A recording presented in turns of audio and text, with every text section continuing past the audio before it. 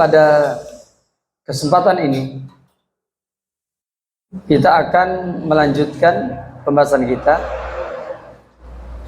yakni di halaman yang ke-15 begitu. Qala al-mu'allifu wa qala Nabi sallallahu alaihi wasallam, dan Nabi sallallahu alaihi wasallam bersabda, inni qad taraktu fikum syai'aini, sesungguhnya aku sungguh telah meninggalkan dua perkara di tengah-tengah kalian. Lan tadhillu ba'dahuma, yang kalian tidak akan tersesat setelah keduanya. Yang pertama adalah kitab Allah, yaitu kitabullah, wa sunnati, dan sunnahku.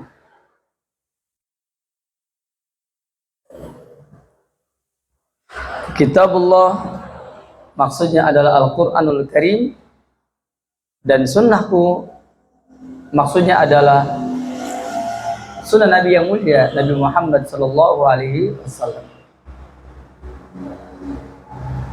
Walai yatafarraqa, keduanya tidak akan terpisah, hatta yarida alayya al-hawdh, sehingga keduanya mendatangiku di telaga.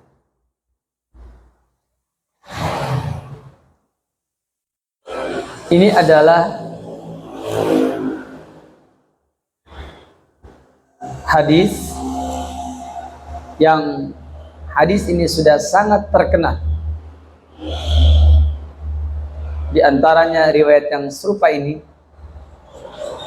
juga diriwayatkan oleh Imam Ibnu Abdul Bar. Kemudian wa qala al-Imam Asy-Syafi'i rahimahullah, Imam Syafi'i rahimahullah berkata, la yalzamu qaulun bi kulli hal, suatu perkataan bukanlah satu kemestian dalam setiap keadaan, illa kecuali bi kitabillahi aw sunnati rasulih, kecuali berdasarkan kitabullah Al-Quranul Karim, aw sunnati rasulih sallallahu alaihi wasallam, atau berdasarkan sunnah Rasulullah sallallahu alaihi wasallam. Maksudnya tidak ada perkataan yang wajib diikuti dalam segala keadaan, kecuali apabila dengan berdasarkan kitabullah atau sunnah Rasulnya sallallahu alaihi wasallam. Wa anna ma siwahuma taba'un lahuma, maka selain keduanya, yakni selain kitabullah dan sunnah yang Nabi yang mulia, maka hanyalah mengikuti keduanya. Dari sabda Nabi yang mulia ini dan penjelasan Imam Syafi'i menunjukkan kepada kita bahwa sebab orang itu tidak akan tersesat adalah apabila seseorang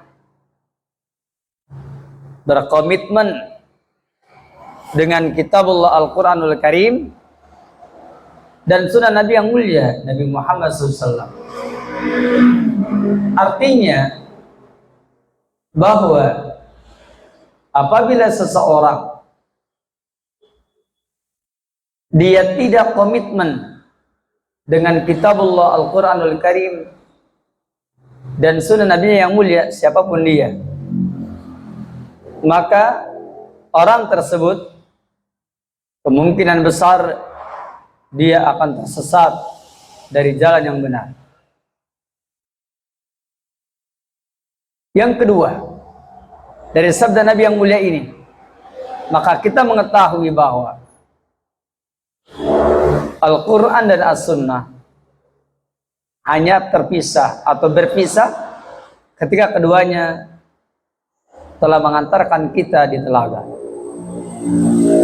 Maka siapa di antara hamba Allah yang sampai di telaga dan diakui sebagai umat Nabi Muhammad SAW, beruntunglah dia.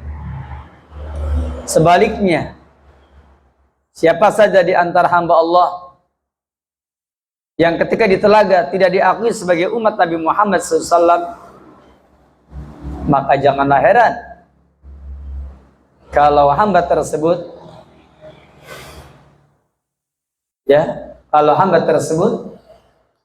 yakni tidak diakui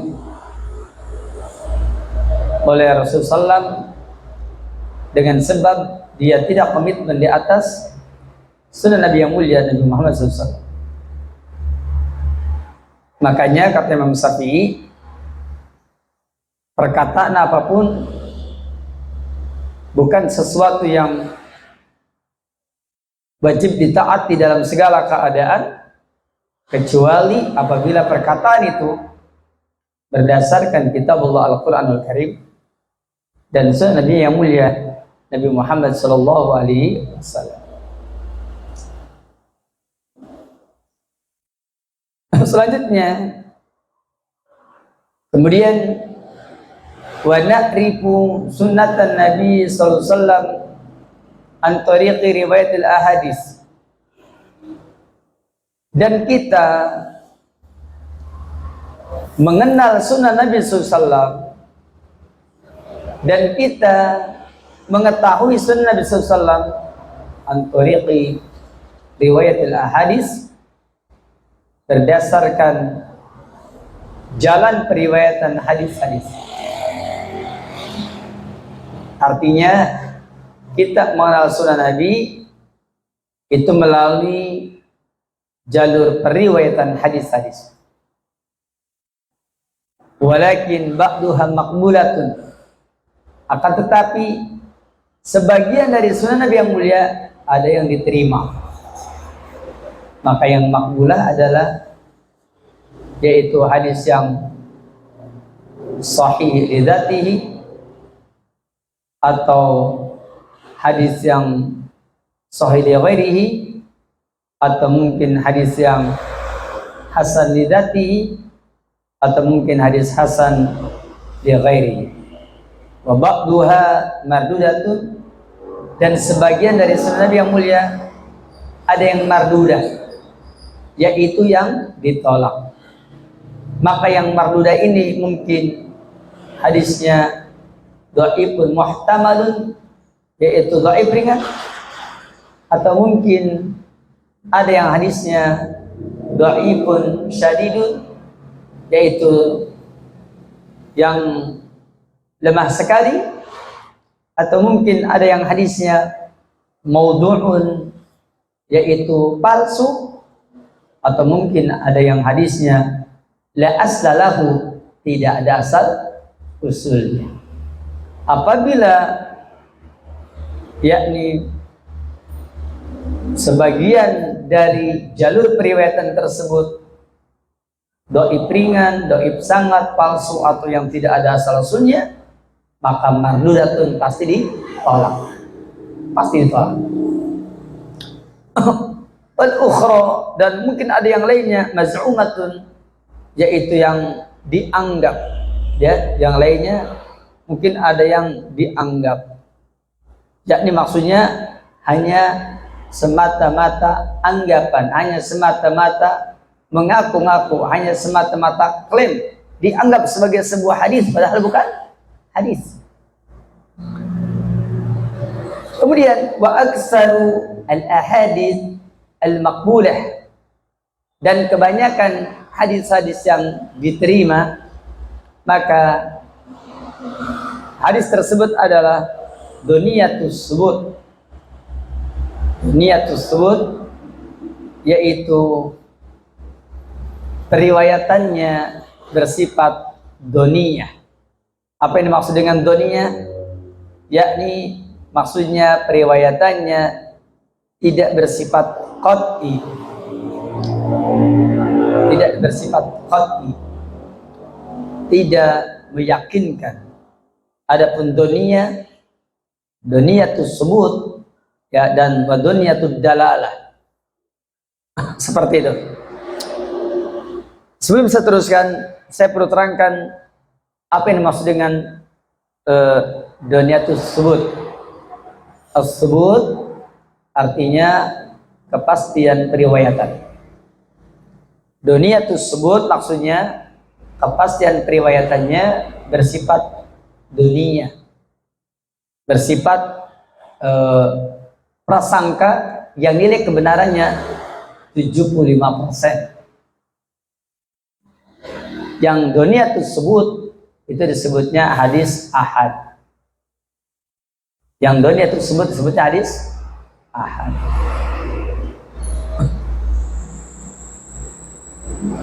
Adapun doniyud dalalah adalah yakni penunjukannya. Penunjukannya bersifat doniyah, yakni mengandung kebenaran 75%. Bersifat doniyah. Wa amal Quran, adapun Quran fakulluhu qat'iyus subut, maka semuanya qat'iyus subut.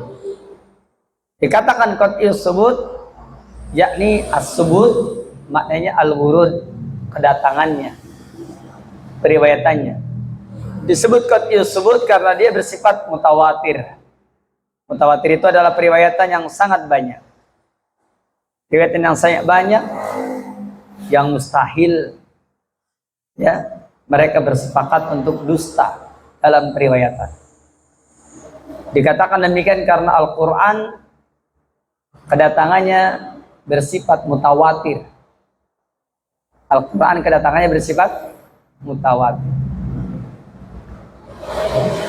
Wa aktsaruhu, dan kebanyakan Al-Quran doniyud dalalah, penunjukannya bersifat doni. Kalau qat'iyus subut kedatangannya 100%, tidak diragukan. Kalau doniyud dalalah penunjukannya 75%, atau penunjukannya masih mengandung yaitu sisi prasangka 75%. Wa hadhihi an-nusus as-syar'iyyah, dan inilah yaitu nas-nas syar'iyyah. Yajibul amalu biha, wajib beramal dengan nas-nas syar'iyyah. Wa akhdul i'tiqadi minha, dan berpegang keyakinan darinya. Wa in kanat, sekalipun nas-nas syar'iyyah itu doniyat tersebut bersifat doniyah, kedatangannya bersifat doni, bersifat prasangka yang nilai kebenarannya 75%, awid dalalah, atau penunjukannya bersifat doni yang nilai kebenarannya mengandung 75%. Ikhwan wal akhwat, a'azzani wa iyakum, sebelum antum mengalami kebingungan, maka saya ingin menerangkan lebih detail dari kebingungan yang ada pada diri antum pada sebagiannya. Pertama, ya,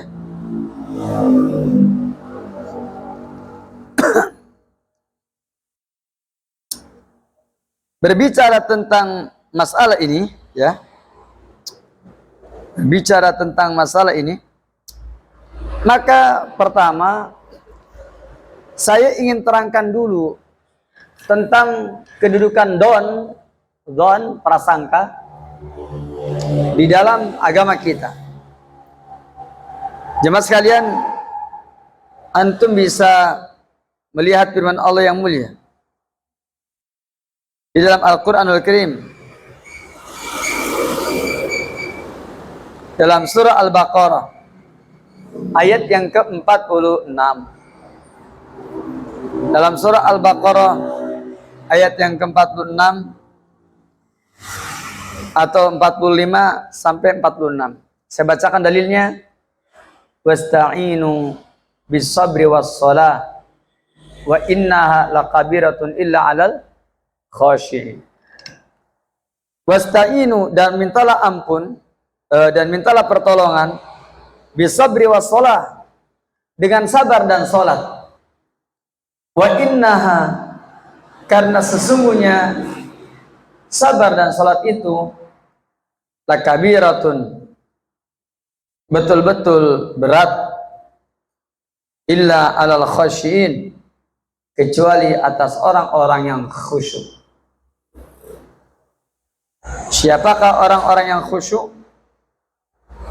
Alladzina yadhunnuna annahum mulaqu rabbihim wa annahum ilaihi raji'un. Itu orang yang mereka menyangka bahwa mereka akan berjumpa dengan Rabb mereka. Wa annahum ilaihi raji'un, dan mereka akan kembali kepada Rabb mereka, kepada Allah Subhanahu wa taala. Maka berdasarkan firman Allah yang mulia ini, di sini disebutkan bahwa mintalah pertolongan dengan sabar dan salat, karena sesungguhnya sabar dan salat itu betul-betul berat, kecuali atas orang-orang yang khusyuk. Dan ketika menerangkan siapakah orang-orang yang khusyuk, ya siapakah orang-orang yang khusyuk, dijelaskan alladzina yadhunnuna, ya alladzina yadhunnuna annahum mulaqu rabbihim wa annahum ilaihi raji'un. Mereka menyangka bahwa mereka akan berjumpa dengan Rabb mereka dan mereka akan kembali kepada Allah tabaraka wa taala. Nah, ketika menafsirkan tentang illa alal khashi'in, di dalam kitab tafsir Al-Muyassar ditafsirkan dengan kalimat alladzina yakhshawna rabbahum. Mereka adalah orang-orang yang takut kepada Rabb mereka. Wa yarjuna ma indahu. Dan mereka adalah orang-orang yang mengharapkan apa yang ada pada sisi Rabb mereka. Jadi orang yang khusyuk itu orang yang takut kepada Rabb-nya, kepada Allah. Yang keduanya, orang yang mengharapkan apa-apa yang berada pada sisi Allah, surganya, pahalanya, ganjarannya, balasan kebaikannya, lipatannya, termasuk pertemuannya dengan Allah. Kemudian wa yuqinuna annahum mulaqu rabbihim, dan mereka meyakini bahwa mereka akan berjumpa dengan Rabb mereka. Di sini dikatakan kata-kata wa yadununa ditafsirkan dengan wa yuqinuna. Begitu? Kata-kata yadununa ditafsirkan apa? Wa yuqinuna, dan mereka meyakini annahum, bahwasanya mereka mulaqu rabbihim, akan berjumpa dengan Rabb mereka ba'dal maut, setelah kematian. Wa annahum ilaihi raji'un, dan sesungguhnya mereka akan kembali kepada Allah pada hari kiamat nanti, lil hisabi wal jaza, untuk dihisab dan untuk diberikan ya pembalasannya. Nah, ini di dalam kitab tafsir Al-Muyassar, yadununa ditafsirkan dengan ya wa yuqinuna, dan mereka meyakini. Itu dijelaskan di dalam kitab tafsir Al-Muyassar. Yadununa ditafsirkan dengan kalimat seperti itu. Dan kenapa ditafsirkan dengan wa yuqinuna? Jawabnya adalah karena kalimat alladzina yadhunnuna annahum mulaqu rabbihim, mereka menyangka bahwa mereka akan bertemu dengan Rabb mereka. Barakallahu fikum, kalau bertemu dengan Allah di mana? Di akhirat kan? Di akhirat. Dan ayat yang lain, kita ambil contoh surah Al-Baqarah ayat yang keempat, Allah berfirman, wabil akhirati hum yuqinun, dan mereka yakin ya akan adanya hari akhirat. Jadi kata-kata yazununa di sana berdasarkan tafsiran dari surah Al-Baqarah ayat yang keempat. Ini dalil bahwa kata-kata dhon, al-murad bidzon huna al-yaqin. Dhon di sini maknanya apa? Yakin. Ya. Dhon di sini maknanya yakin. Begitu pula Allah berfirman dalam surah Al-Mu'minun. Kita lihat dalam surah Al-Mu'minun ayat yang ke-6. Allah juga berfirman, apa katanya? Walladzina yu'tuna ma ataw wa qulubuhum wajilatun annahum ila rabbihim raji'un. Yaitu orang-orang yang mereka ya mendatangi apa-apa yang mereka telah perbuat. Mereka mendatangi apa yang sudah mereka perbuat. Artinya mereka akan mengetahui dengan sangat meyakinkan tentang apa yang sudah mereka perbuat. Wa qulubuhum wajilatun, dan hati mereka pun ya takut. Annahum ila rabbihim raji'un, mereka akan kembali kepada Rabb mereka. Jadi kata-kata dzan di sini itu maknanya apa? Yakin.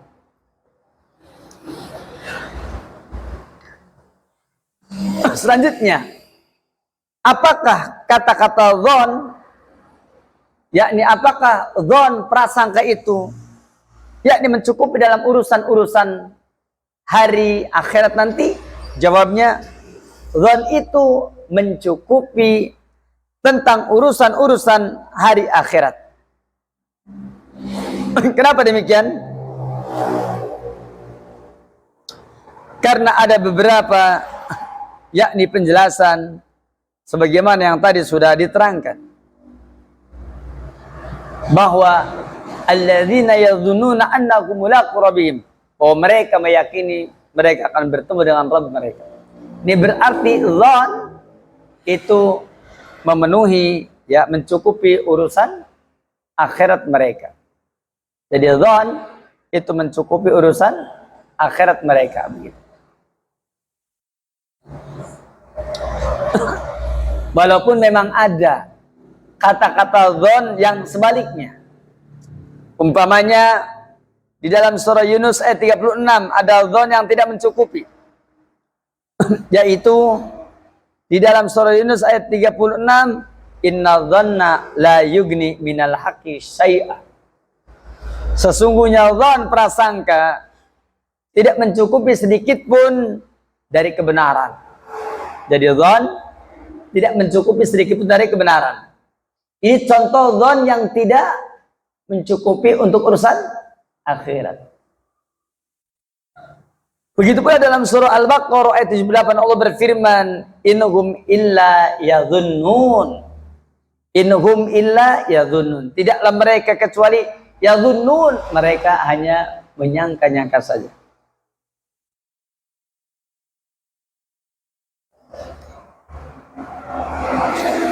Oleh karena itulah, maka dengan kalimat-kalimat ini kita tahu bahwasanya memang yang namanya dzan seperti itu. Ada dzan yang yakni bernilai sesuatu yang tidak terkait dengan keyakinan, ada lagi dzan yang terkait dengan ya, keyakinan. Di dalam surah Al-Haqqah ayat yang ke-20, Al-Haqqah, hari kiamat, Allah berfirman, inni dzanantu anni mulaqi hisabiyah. Ketika menerangkan tentang mereka yang menyangka akan bertemu dengan hisab, dikatakan ini sesungguhnya aku dzanantu, aku menyangka. Di sana dzanantu artinya apa? Aku meyakini anni mulaqi hisabiyah. Ya, anni mulaqin hisabiyah, bahwasanya aku akan bertemu dengan yang namanya hisab. Itu kan berarti meyakini. Ala kulli hal, pantas kalau kemudian kata-kata dzan ya, yang diterangkan di dalam firman Allah yang mulia ini menunjukkan bahwa sesungguhnya kata-kata dzan atau ucapan dengan dzan itu merupakan kerojehan tentang suatu keyakinan dari kalimat alladzina yadhunnun. Oleh karena itulah di dalam kitab fikih dikatakan bahwasanya innal ilma ya, Sesungguhnya ilmu fil fiqh di dalam fikih yasmalu dhanna, mencakup atau meliputi makna dhon. Dikatakan bahwasanya ya innal ilma ya fil fiqh, sesungguhnya ilmu dalam fikih yasmalu dhanna, meliputi dhon. Artinya dhon pun adalah ilmu. Dhon pun adalah ilmu.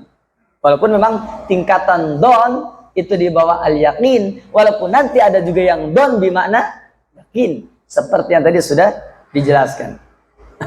Mudah-mudahan dengan keterangan ini dipahami ya pengertian dhon yang dimaksud.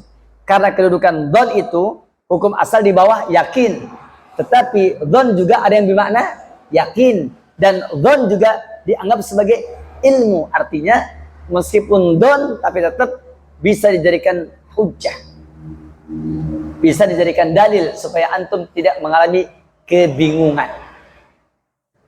Diterangkan di sini wa aksarul ahadis al maqbula, dan kebanyakan hadis-hadis yang diterima itu dhonius subut. Dikatakan dhonius subut maksudnya dhonius subut sama dengan dhoniul wurud, sama dengan yakni kepastian riwayatnya dinilai dhonni. Dikatakan dhonni karena di bawah yakin. Dikatakan dhonni lantaran periwayatannya yakni bersifat ahad.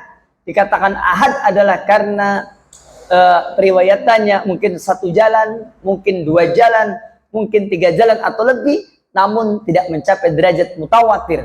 Adapun kalau derajat mutawatir adalah derajat yang disebut dengan qat'iyul wurud, kedatangannya qat'i atau qat'iyus subut, yakni kedatangannya subut ya, kedatangannya qat'i.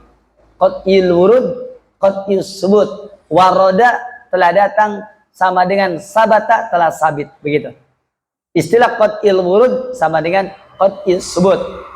Maka hadis, maka Al-Qur'anul Karim seluruhnya qat'il wurud, semuanya qat'i.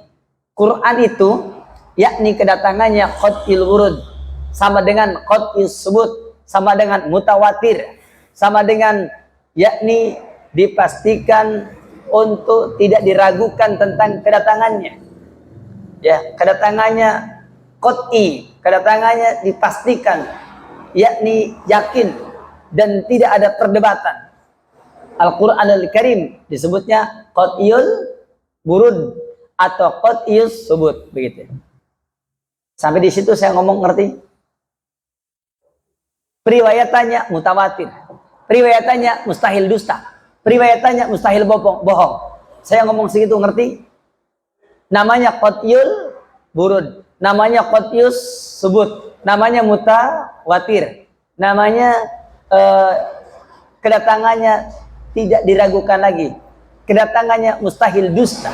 Bisa dipahami? Ngerti apa orang? Ngerti insyaallah. Itu sudah pakai berbagai macam penjelasan. Kalau nggak ngerti ya wis, arane lapur. Kalau pokoknya nggak ngerti repot. Nah, tapi Quran meskipun qat'iyul wurud, meskipun qat'iyul subut ya, meskipun mutawatir, ingat ya, seluruh Quran itu diriwayatkan secara mutawatir. Mutawatir itu adalah riwayat yang banyak jalurnya sampai dinyatakan mustahil dusta. Quran dan Quran yang mutawatir itu yakni dari segi kedatangannya tidak diragukan. Namun dari segi penunjukan dalilnya, ada yang qat'iyud dalalah, penunjukannya pasti. Yang dimaksud qat'iyud dalalah, penunjukannya pasti, maknanya adalah tidak mengandung multi tafsir. Segitu dulu, ngerti nggak? Multi tafsir adalah tidak mengandung banyak penafsiran. Sampai di situ, mengerti tidak? Jadi Quran itu ya secara riwayat, secara wurud, secara subut kedatangannya maka dia qat'i, tidak diragukan lagi karena mutawatir semuanya. Bisa dipahami? Baik. Adapun penunjukan dalilnya, yakni ada yang qat'iyud dalalah. Penunjukannya qat'i, artinya tidak multi tafsir. Tidak mengandung banyak penafsiran. Hanya mengandung satu pengertian yang jelas, bisa dipahami? Adapun sebagian dari Quran, bahkan juga banyak dari Quran, bahkan kebanyakan Quran, yakni mengandung doniud dalalah, penunjukan yang mengandung don, penunjukan yang di sana memungkinkan multi tafsir. Assalamualaikum, bisa dimengerti segitu? Mengandung penafsiran bisa jadi tidak cuma satu pengertian. Jadi tidak qat'i penunjukannya, tidak mengandung satu pengertian, tapi mungkin mengandung beberapa pengertian penunjukan. Sampai kalimat itu paham? Paham? Halo, paham? Ya salah. Adapun kalau hadis, maka hadis terbagi dua, ada yang mutawatir, maka ini yang seperti Quran. Kalau hadis itu mutawatir berarti secara kedatangannya qat'iyul wurud atau qat'iyus subut atau qat'iyur riwayat, periwayatannya qat'i, ya, atau kedatangannya qat'i, mutawatir, mustahil mereka sepakat dusta. Hadis disebutnya hadis mutawatir, dan hadis mutawatir sedikit jumlahnya. Adapun yakni kebanyakan hadis adalah ahad, yaitu doniyul wurud, kedatangannya bersifat doni, doniyul subut, kedatangannya bersifat doni, ya, doniyul riwayat, kedatangannya periwayatannya bersifat doni, seperti itu,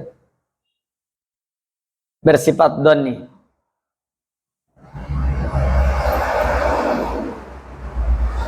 Begitu ya. Dan kedatangan yang bersifat doni itu pun secara ilmu dianggap meyakinkan. Secara ilmu dianggap apa? Meyakinkan kedatangannya. Sepanjang sahih, mungkin sahih lidatihi atau sahih lighairihi. Sepanjang hasan, mungkin hasan lidatihi atau hasan lighairihi, maka dapat diamalkan. Riwayatnya dapat diterima. Itu yang makbulah. Adapun penunjukannya sama seperti Quran. Ada yang qat'iyu ad-dalalah, penunjukannya tidak multi tafsir. Ada yang donyu dalalah, yakni yang multi tafsir, yang masih memungkinkan adanya penafsiran yang lain. Itulah maksud dari kalimat ini, yang di sini pun juga penulis tidak memberikan penjelasan, hanya sekedarnya saja. Maka nas-nas yang seperti ini, ya, yang penting, ya, apa katanya? Yang penting nusus syar'iyyah, yajibul amalu biha, wajib beramal dengan nas-nas syar'iyyah, wa akhdul i'tiqadi minha, dan diambil sebagai keyakinan dari nasar tersebut. Wa in kanat dunya sebut, sekalipun kedatangannya doni, sekalipun ahad, ya, sekalipun ahad, ya, dunya tersebut, atau disebut juga doniyatul wurud, atau disebut juga doniyatul riwayat, riwayatannya don, atau disebut juga ahad. Awid dalalah, atau penunjukannya don, maksudnya penunjukannya mengandung tafsir lebih dari satu, maka yang demikian wajib beramal dengannya dan juga mesti mengambil, ya, keyakinan dengannya. Barakallahu fikum jemaah sekalian, demikianlah keterangan yang bisa saya jelaskan dari keterangan tadi.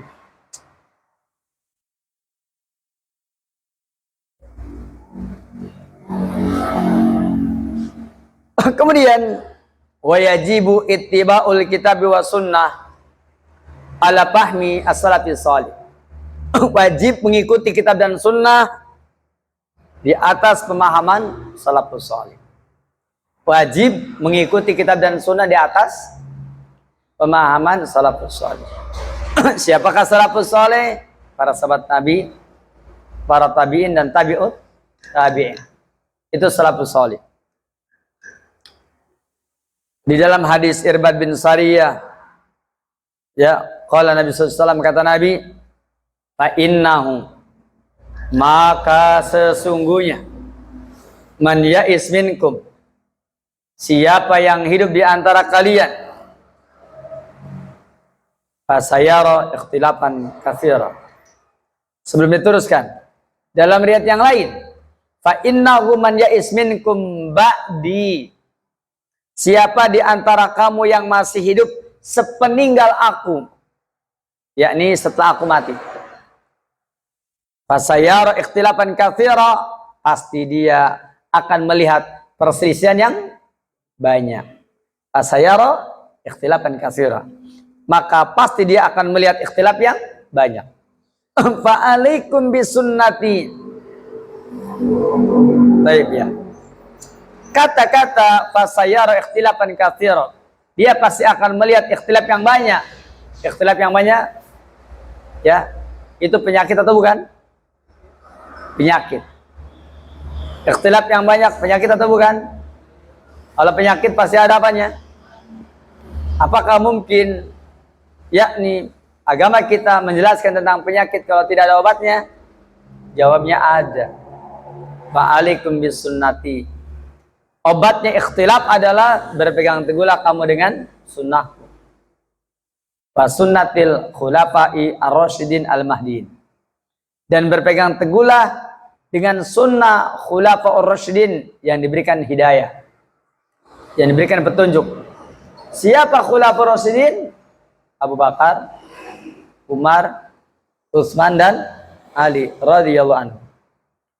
Addu 'alaiha bin nawajid. Gigitlah oleh kalian 'alaiha atas sunnah itu. Hak mufrad. Hak ini kembalinya kepada sunnahku dan sunnah khulafaur rasyidin. Kenapa tidak 'alaihima? Gigitlah atas kedua sunnah itu. Kenapa justru addu 'alaiha dengan mufrad bin nawajid? Gigitlah sunnahku dan sunnah sahabatku bin nawajid dengan gigi geraham. Satu, ini dalil bahwa sunnah sahabat Nabi, yakni sunnah khulafaur rasyidin, tidak bertentangan dengan sunnah Nabi SAW. Ini tidak bertentangan. Ini yang pertama. Yang keduanya, dengan kata-kata bin nawajid, dengan gigi geraham, itu menunjukkan bahwa yakni berpegang teguh, gigitlah dengan gigi geraham, itu menunjukkan bahwa kita diperintahkan supaya berpegang teguh dengan sunnah Nabi dan sunnah khulafaur rasyidin, sebagaimana orang menggigit dengan gigi geraham, karena gigitan dengan gigi geraham akan lebih kuat dibandingkan dengan gigitan gigi seri. Setelah disebutkan dua obat tersebut, berpegang teguh dengan sunnahku dan sunnah khulafaur rasyidin, tentu saja berpegang teguh dengan sunnahku berarti berpegang teguh pula dengan Quran, dengan sunnah Nabi dan sunnah khulafaur rasyidin. Kemudian wa iyyakum wa muhdatsatil umur. Ini adalah pantangannya. Pantangan orang yang yakni berpegang teguh dengan sunnah Nabi dan sunnah khulafaur rasyidin. Apa pantangannya? Wa iyyakum wa muhdatsatil umur. Hati-hati kamu mengada-adakan perkara yang baru dalam agama. Fa inna kulla bid'atin dolalah. Karena setiap bid'ah itu adalah dolalah, kesesatan. Fa inna kulla bid'atin dolalah. Setiap bid'ah adalah kesesatan. Jadi dari kata-kata setiap bid'ah itu sesat, maka lahirlah kaidah kullu bid'atin dolalah. Setiap bid'ah sesat. Atau kaidah yang lain yang dinukil dari sebuah riwayat, kullu bid'atin dolalah. wa in ra'ahan nasu ya hasanah, sekalipun orang-orang menganggapnya baik. Dan di zaman sekarang ini banyak orang yang menganggap bid'ah itu apa? Baik, padahal sebenarnya sesat. Tapi banyak orang yang menganggap itu baik, padahal sebenarnya sesat. Faqala Ibnu Mas'udin radhiyallahu an, Abdullah bin Mas'ud radhiyallahu an beliau berkata, kata Abdullah bin Mas'ud, man kana minkum muta'assiyan, barang siapa di antara kamu yang ingin mengikuti, falyata'assa bi ashabi Muhammadin sallallahu alaihi wasallam, maka hendaklah dia mengikuti para sahabat Nabi sallallahu alaihi wasallam. Jadi kalau kita ingin mengikuti manusia ya selain Rasulullah SAW, ya ikutilah sahabat Nabi. Fa innahum kanu abarra hadhil ummati quluban, karena para sahabat Nabi itu adalah orang yang paling baik hatinya dari umat ini. Itu para sahabat Nabi.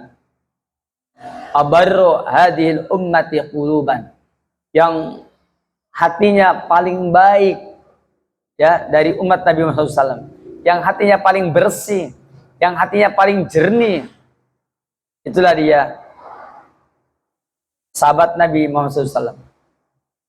Wa a'maqaha ilman, dan yang paling dalam ilmunya, enggak ada yang lebih dalam ilmunya dari umat Nabi Muhammad melebihi para sahabat Nabi. Makanya lihat tadi kita penjelasan sahabat Nabi, wah bagus-bagus. Wa aqalla takallufan, dan mereka itu adalah yaitu ya dari umat ini yang paling sedikit memberat-berati dirinya. Wa aqalla takallufan, yang paling sedikit memberat-berati dirinya. Wa aqwamaha hadiyan, mereka ini adalah yang paling lurus petunjuknya dari umat ini. Wa aqwa maha hadiyan, yang paling lurus petunjuknya dari umat ini. Wa ahsanaha halan, dan para sahabat Nabi ini yang paling bagus keadaannya dari umat ini. Ikhtarahumullahu li suhbatin Nabi sallallahu alaihi wasallam. Allah tabaraka wa taala memilih mereka, memilih para sahabat Nabi untuk menemani nabinya. Wa iqamati dinihi, dan untuk menegakkan agamanya.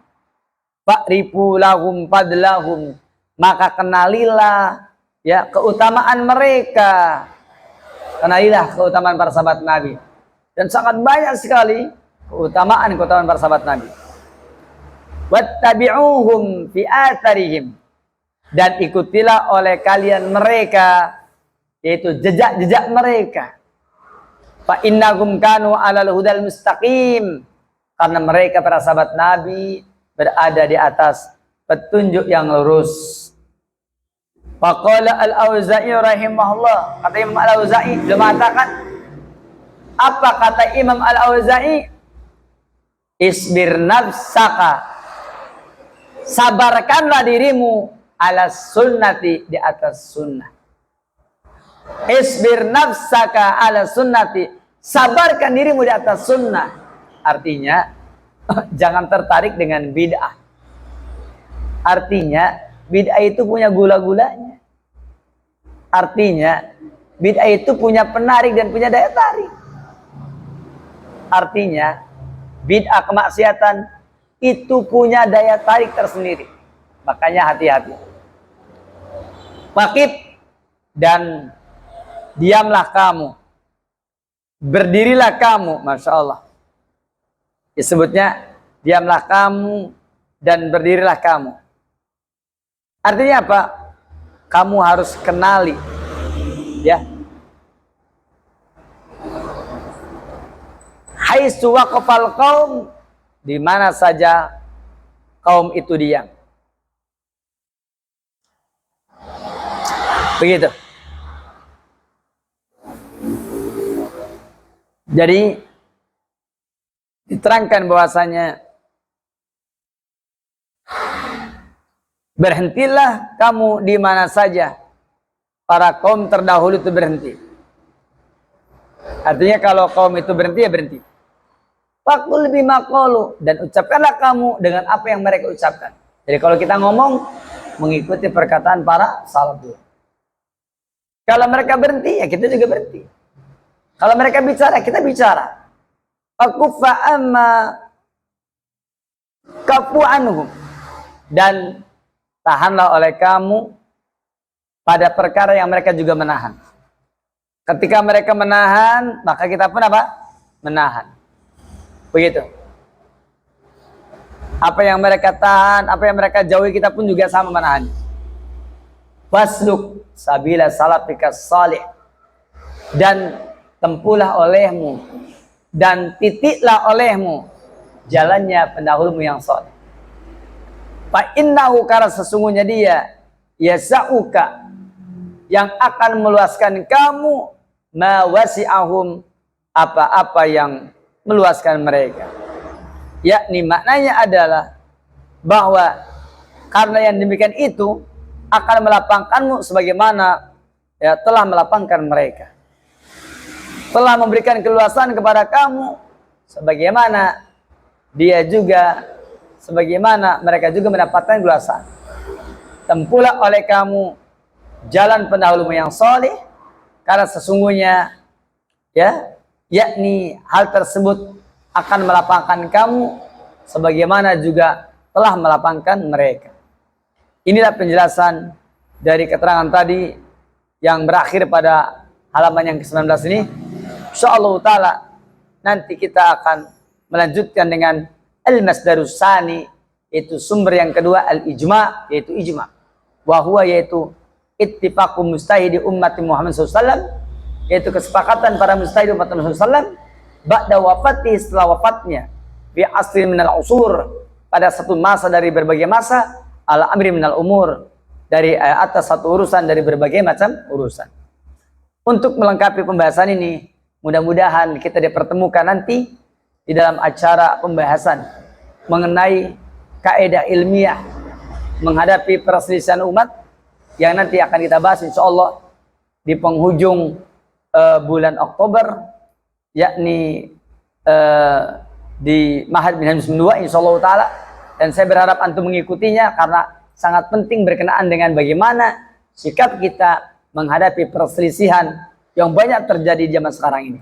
Ya, antum tinggal daftar nanti supaya antum bisa mengikuti acara tersebut di tanggal 29 Oktober insyaallah di Ma'had Minhaj Muslim 2, yaitu di Ciasem Girang ya. Demikian saya cukupkan sampai di sini, dan dipersilakan barangkali ada pertanyaan sebelum saya mengakhiri di sini.